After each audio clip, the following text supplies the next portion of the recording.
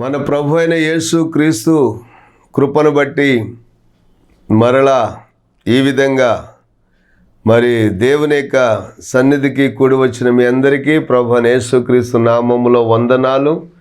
దేవుడు మిమ్ములను మీ కుటుంబాలను దీవించి ఆశీర్వదించి మరి బహుగా ఫలింపు చేసి వర్ధల చేయనుగాక. ఆమెన్. మరి ప్రభునందు ప్రియమైన దేవుని బిడ్డలారా, ఈ మాటలు మనం వింటున్నప్పుడు దేవుడు మన జీవితాల్లో చేస్తున్న మేలులు ఉపకారాలను బట్టి దేవునికే మహిమ కలుగునుగాక.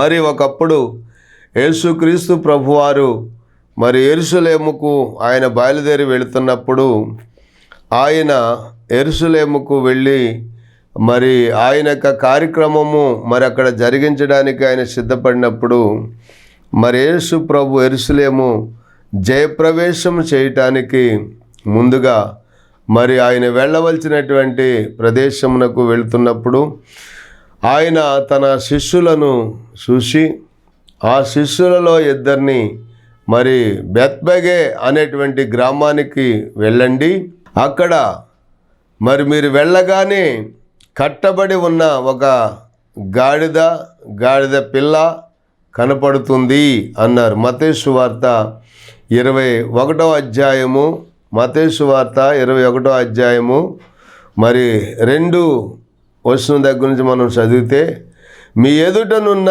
గ్రామమునకు వెళ్ళుడి, వెళ్ళగానే కట్టబడి ఉన్న ఒక గాడిదయు దానితోనున్న ఒక గాడిద పిల్లయు మీకు కనబడును, వాటిని విప్పి నా యొద్దకు తోలుకుని రండి.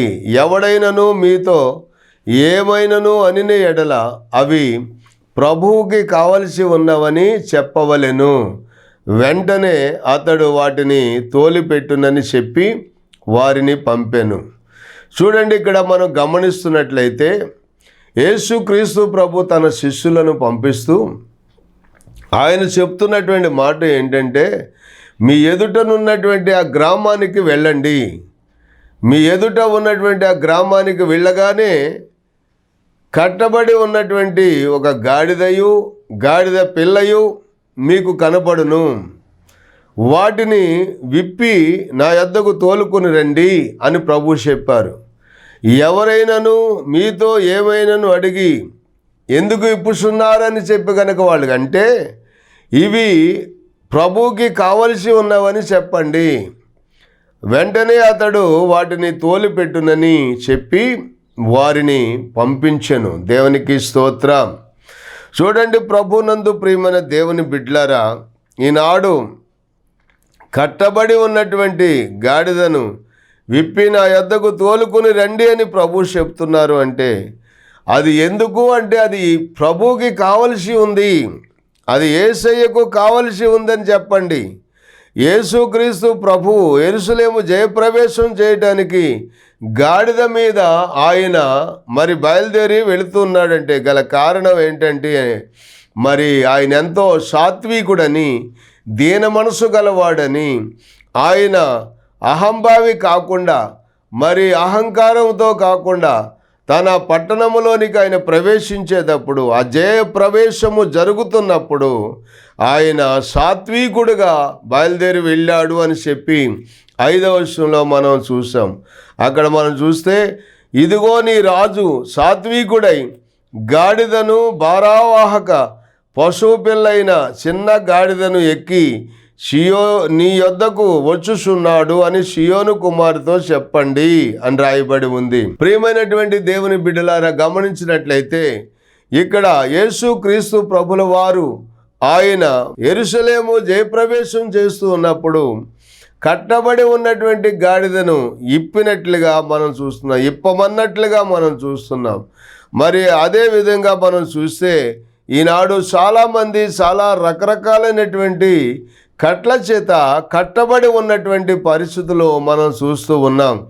మరి ఆ కట్టబడి ఉన్నటువంటి కట్ల నుండి విప్పాలి అంటే ఎవరు ఇప్పగలరు అని మనం ఆలోచన చేస్తే ఈ లోకములో మరి అటువంటి కట్లు చాలా కట్లు ఉన్నాయి.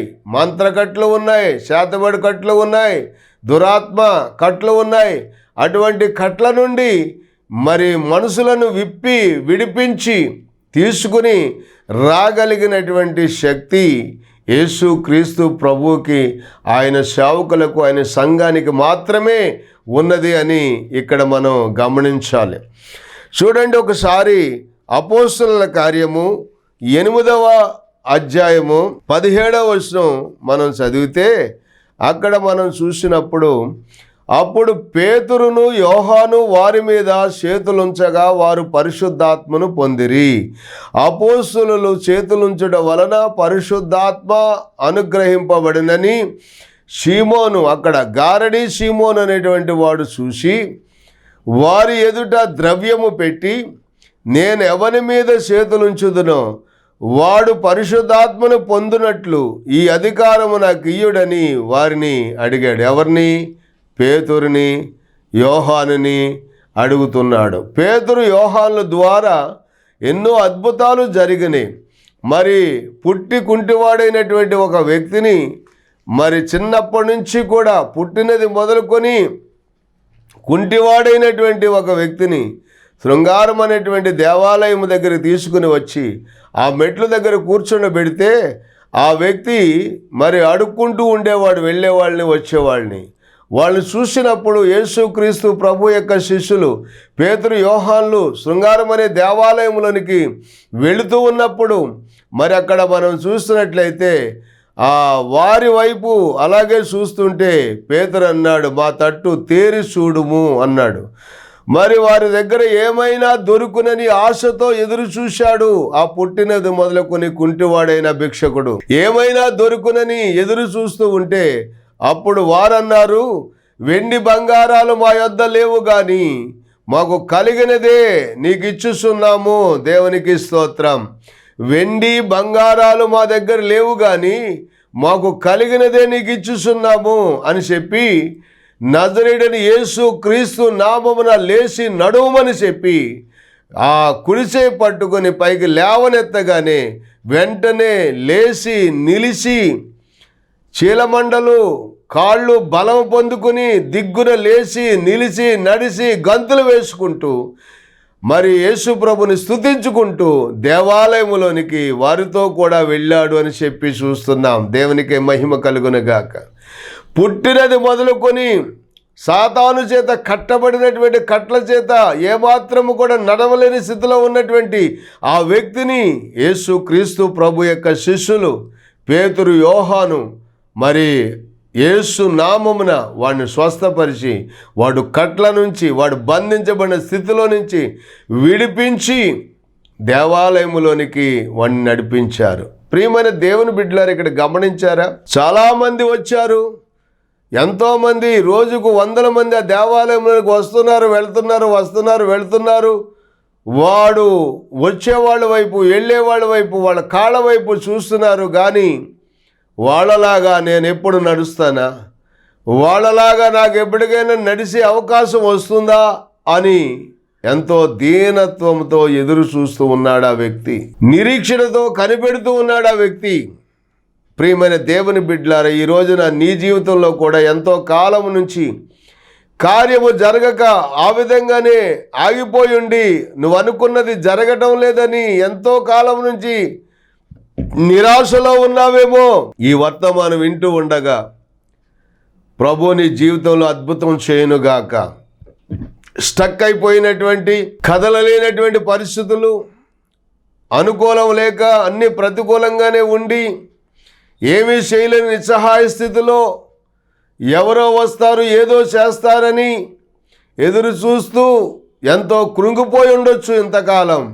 అయితే నా ప్రభు అయిన యేసు ఇదిగో ఈ సువర్తమానము ద్వారా ఆనాడు ఆ శృంగారం అనే దేవాలయం దగ్గర కూర్చుని ఉండి ఏమీ చేయలేని స్థితిలో, నిస్సహాయ స్థితిలో ఉన్నవాడు కుడి చేతిని పట్టుకుని నజరేయుడైన యేసుక్రీస్తు నామమున లేచి నడవమని చెప్పినప్పుడు వెంటనే దిగ్గున లేచి చీలమండల బలం పొంది దిగ్గున లేచి నిలిచి నడిచి గంతులు వేసుకుంటూ ఎలాగైతే దేవాలయములకు వెళ్ళాడో అలాగే నీ జీవితంలో స్టక్ అయిపోయినటువంటి పరిస్థితులు, నీ జీవితంలో అనుకున్నవన్నీ కూడా అడుగంటుకు పోయినట్లుగా, ఆగిపోయినట్లుగా ఏమాత్రము కూడా కదలిక లేనటువంటి పరిస్థితిలో ఉన్నట్లయితే ఇప్పుడే దైవదాసునిగా చెప్తున్నాను, నజరేయుడైన యేసుక్రీస్తు నామమున లేచి నడుమని చెప్పి దేవుని పేరిట ఆజ్ఞాపిస్తున్నాను. దేవునికే మహిమ కలుగునగా.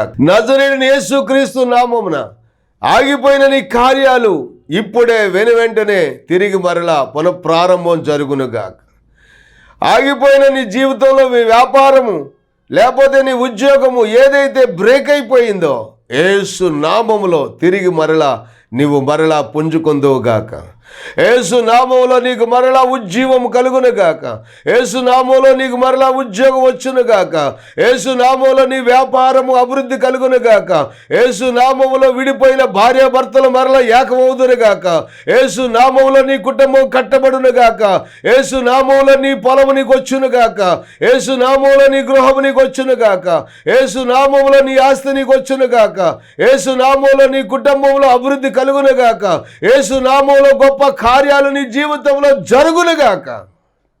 ప్రియమైన దేవుని బిడ్డ, విశ్వసిస్తే ఇప్పుడే దేవుడు అద్భుతం చేస్తున్నాడు నీ జీవితంలో. అర్థమవుతుందా?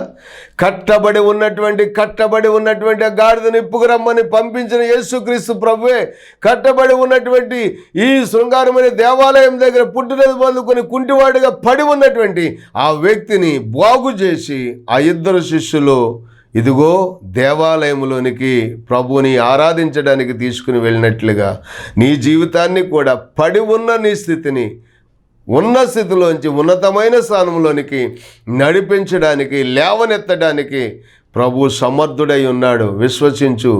ఈరోజే నువ్వు అద్భుతమైనటువంటి దీవెనలు పొందబోతున్నావు. ఈరోజే అద్భుతమైన కార్యాలు నీ జీవితంలో జరగబోతున్నాయి బిడ్డలారా. గమనించారా?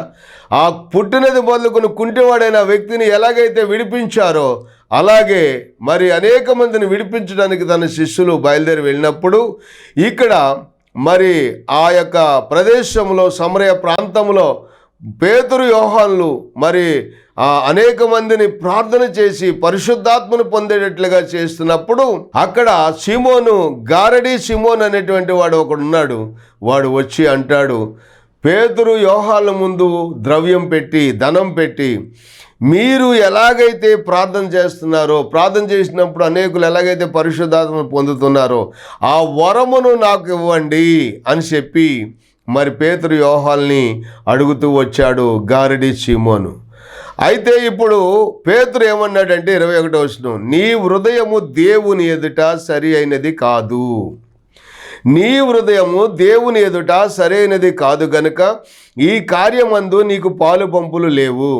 కాబట్టి నీ చెడుతనమును మానుకొని మారు మనసు పొంది ప్రభువును వేడుకొనుము. ఒకవేళ నీ హృదయాలోచన క్షమించబడవచ్చును అని చెప్పి ఏమన్నారంటే, నీవు ఘోర దుష్టత్వంలోను దుర్నీతి బంధకములలోనూ ఉన్నట్లు నాకు కనబడుచున్నది అని మరి పేతురు మరి ఆ యొక్క గారడీ సిమోన్ని గద్దించినట్లుగా మనం చూస్తున్నాం. వెంటనే వారు గద్దించినప్పుడు గారడీ సిమోను భయపడిపోయి మారు మనసు పొంది గడగడలాడిపోతూ అప్పుడు మరి పేతురు యోహానుల దగ్గరికి వచ్చేసి వెంటనే ఏమంటున్నాడంటే, అయ్యా మీరు చెప్పిన వాటిలో ఏదియూ నా మీదకి రాకుండానట్లు మీరే నా కొరకు ప్రార్థన చేయండి అయ్యా. నన్ను ఈ ఘోర దుష్టత్వంలోంచి దుర్నీతి బంధకాల్లో నుంచి నేను విడుదల పొందినట్లుగా నా కొరకు ప్రార్థన చేయమని అక్కడ పేతురు యోహానులు వేడుకున్నట్లుగా మనం చూస్తూ ఉన్నాం. అలాగున ఘోర దుష్టత్వంలోనూ దుర్నీతి బంధకాల్లో ఉన్నటువంటి సీమోను కోసం మరి దైవజనులు ప్రార్థన చేసి వారిని విడిపించినట్లుగా మనం చూస్తూ ఉన్నాం. గమనించండి ప్రియ దేవుని బిడ్డలారా, పుట్టినది మొదలుకొని కుంటివాడైనటువంటి ఆ వ్యక్తిని అతని కట్ల నుంచి, దురాత్మ కట్ల నుంచి, ఆ శాపగ్రస్తమైన కట్ల నుంచి విడిపించి శృంగారమైన దేవాలయంలోనికి తీసుకుని వెళ్ళినటువంటి పేతురు యోహానులే ఇక్కడ గారడీ సిమోను యొక్క మరి బ్రతుకులో కూడా మరి ఈ విధంగా మరి ఆ కట్ల నుంచి, దుర్నీతి బంధకాల నుంచి విడిపించి వారి కొరకు ప్రార్థన చేసినట్లుగా మనం చూస్తూ ఉన్నాం. ఈ రోజున ఈ దేవుని వాక్యం వినుస్తున్నటువంటి ప్రజలారా, మనం ఏ విధమైనటువంటి బంధకాల్లో మనం బంధించబడి ఉన్నప్పటికీ కూడా మరి దేవుని యొక్క సన్నిధిలో దైవజనుల ప్రార్థన ఆ విశ్వాసముతో మీ బంధకాలు, మీ కట్లను దేవుడు తెంపడానికే ప్రభువైన యేసు క్రీస్తు ఈ రోజున ఈ యొక్క మట్లాదివారం దినమున దేవుని యొక్క సన్నిధిలో దైవ సేవకులు ద్వారా మీ కట్లను విడిపించడానికే ఇదిగో మీ గృహాల్లోనికి ఈ దైవ వర్తమానం ద్వారా దేవుడు తన వాక్యాన్ని పంపిస్తూ మరి మిమ్మల్ని విడిపించాలని దేవుని యొక్క ప్రేమ చేత మీకు ఈ సందేశాన్ని దేవుడు అందిస్తూ ఉన్నారు. దేవునికి మహిమ కలుగును గాక. చూడండి మరొక మాట, లూకా సువార్త మరి 13వ అధ్యాయము 10వ వచనం మనం చదివినట్లయితే అక్కడ మరి 18 సంవత్సరాల నుంచి బలహీనపరచు దయ్యపు ఆత్మ పట్టిన ఒక స్త్రీ ఆ సమాజ మందిరంలో ఉంది. మరి నడుము వంగిపోయి ఎంత మాత్రము చక్కగా నిలబడలేనటువంటి స్థితిలో మరి సాతాను యొక్క కట్ల చేత కట్టబడి ఉన్నటువంటి ఆ యొక్క వ్యక్తిని యేసు ప్రభు పిలిచి మరి ఆమెను చూసి రమ్మని పిలిచి, ఆ అమ్మా నీ బలహీనత నుండి నీ విడుదల పొంది ఉన్నావని ఆమెతో చెప్పి ఆమె మీద చేతులుంచగానే ఆమె ఆ కట్ల నుంచి విడుదల పొంది, ఆ దురాత్మ కట్ల నుంచి, ఆ సైతానిక కట్ల నుంచి విడుదల పొంది చక్కగా నిలవబడి దేవుణ్ణి మహిమపరిచింది. దేవునికి మహిమ కలుగునగాక. ప్రభునందు ప్రియమైన దేవుని బిడ్లారా, ఈ రోజున చాలామంది దేవునిని మహిమపరచలేకపోవటానికి, దేవునిని చక్కగా స్తుతించలేకపోవటానికి గల కారణం ఏంటి అంటే ఈ రోజున ఎంతోమందిని దురాత్మ కట్ల చేత బంధించి వారిని వంగదీసి కూర్చోబెట్టి లేవకుండా కూర్చోకుండా మంచంలో పడేసేసి ఆ బంధించేసి వారి పనులు వాళ్ళు చేసుకోనివ్వకుండా అనేక దురాత్మ కట్ల చేత కట్టబడుతూ ఉన్నారు, చక్కగా నిలబడలేకుండా ఉన్నారు. ఎప్పుడైతే ప్రభు అయిన యేసు క్రీస్తు ఆమెను రమ్మని పిలిచి ఇదిగో నీ బలహీనత నుంచి నువ్వు విడుదల పొంది ఉన్నావని ఆమెతో చెప్పి ఆమె మీద చేతులుంచగానే ఆమె చక్కగా నిలవబడి దేవుణ్ణి మహిమపరిచింది. బిడ్లారా, ఎంతకాలం నుంచి అండి? 18 సంవత్సరాల నుంచి మరి ఈ విధంగా పడి ఉన్న ఆ వ్యక్తిని యేసు ప్రభు బాగు చేశాడు. అయితే ఈ రోజున ఎన్ని సంవత్సరాల నుంచి నువ్వు బంధించబడి ఉన్నావో, ఎన్ని సంవత్సరాల నుంచి మరి కట్ల చేత కట్టబడి ఉన్నావో, ఈ వర్తమానం వింటూ ఉండగానే వెంటనే ప్రభు నీకు విడుదల కలుగుజేయునుగాక, నీ సమస్యలకు పరిష్కారము కలుగుజేయునుగాక. చూడండి, ఇక్కడ మనం గమనిస్తున్నట్లయితే 16వ వచనం కూడా మనం చదివితే అక్కడ ఏమనుంది? ఇదిగో 18 ఏండ్ల నుండి సాతాను బంధించిన అబ్రహాము కుమార్తె అయిన ఈమెను ఈ కట్ల నుండి విడిపింపదగదా అన్నాడు యేసు ప్రభు. చూశారా, ఈ కట్ల నుండి విడిపింపదగదా. అందుకని మరి ఆ కట్ల నుంచి విడిపించిన మరి శృంగారం అనే దేవాలయం దగ్గర కూర్చున్న వ్యక్తి దేవుని మహిమపరుస్తూ వెళ్ళారు. మరి అలాగనే దుర్నీతి బంధకాలలో ఉన్నటువంటి గారడి షిమోనుని ప్రభు విడిపించారు. అలాగే ఇక్కడ 18 సంవత్సరాల నుంచి మరి దురాత్మ కట్ల చేత కట్టబడి ఉన్నటువంటి ఆమెను ఆ కట్ల నుంచి విడిపిస్తే చక్కగా లేచి నిలవబడి దేవుణ్ణి మహిమపరిచింది. మరి అలాగునే యేసు ప్రభు అంటున్నారు, ఇదిగో ఆ కట్టబడి ఉన్నటువంటి ఆ గాడిద పిల్లను ఇప్పి తోలుకురండి. ఎవరైనాను ఏమైనాను అంటే ఇది ప్రభువుకి కావలసి ఉంది అని చెప్పండి. దేవునికి స్తోత్రం. ప్రభువుకి కావలసి ఉందని చెప్పండి. చూశారా, ఈనాడు ఎంతోమంది దురాత్మల చేత కట్టబడిన వారై తమ జీవితాలని వ్యర్థం చేసుకొని ఎన్నో మరి రీతులుగా మరి తమ జీవితాలను పాడు చేసుకుంటూ ఉన్నారు, వ్యసనాలకు లోన్ చేసుకుంటూ ఉన్నారు. మరి దురాత్మల కట్టి అవి ఆ త్రాగుబోతుతనానికి తీసుకుపోతున్నాయి. మరి చూడండి, సంఘంలో ఒక మరి సహోదరుడు మాకు ఇప్పుడు సంఘ పెద్దగా ఉన్నాడు.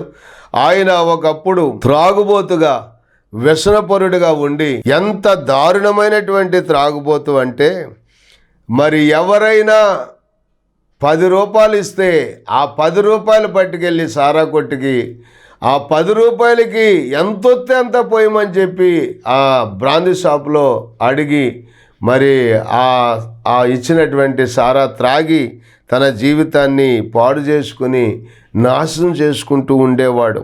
అయితే ప్రియమైన దేవుని బిడ్డలారా, మరి ప్రభు అయిన యేసు క్రీస్తు రక్తము మరి ఆ కుటుంబంలోనికి కూడా ప్రవేశించి ఆ భార్యాభర్తలను విడిపించి నాశనం అయిపోతున్న తన బ్రతుకుని బాగు చేసి ఈ రోజున దేవుని యొక్క సంఘములో మరి దేవుని మహిమపరిచేటువంటి ఒక సంఘ పెద్దగా ఆ కుటుంబం ప్రత్యేకమైనటువంటి కార్యక్రమాల్లో పాలు పంపులు పొందేటువంటి బిడ్డలుగా దేవుడు ఆ కుటుంబాన్ని ప్రత్యేకపరుచుకుని వాడుకుంటూ ప్రారంభించాడు.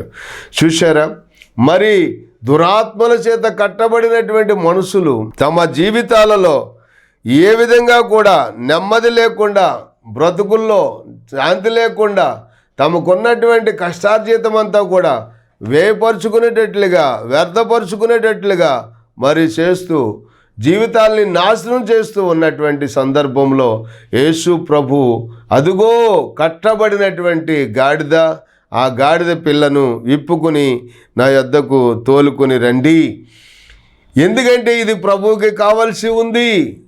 సైతాను చేతిలో వాడబడుతున్నారు, సైతాను కట్ల చేత కట్టబడి ఉన్నారు, వారిని విప్పి తీసుకురండి, ఇదిగో నా సన్నిధిలో వారు వాడబడాలి అంటే అప్పుడు వాళ్ళు వెళ్ళి ఆ 2 శిష్యులు మరి ఆ విధంగా విప్పుకుని తోలుకొచ్చినప్పుడు చూడండి, ఆ మాటను మనం చూస్తే యేసు క్రీస్తు ప్రభువుని మరి ఆ గాడిద మీద ఎక్కించినప్పుడు మరి శిష్యులు వెళ్ళి, మరి మత్తయి సువార్త 21వ అధ్యాయము 6వ వచనం, శిష్యులు వెళ్ళి యేసు తమకు ఆజ్ఞాపించిన ప్రకారము చేసి ఆ గాడిదను దాని పిల్లను తోలుకుని వచ్చి వాటి మీద తమ బట్టలు వేయగా ఆయన బట్టల మీద కూర్చుండెను.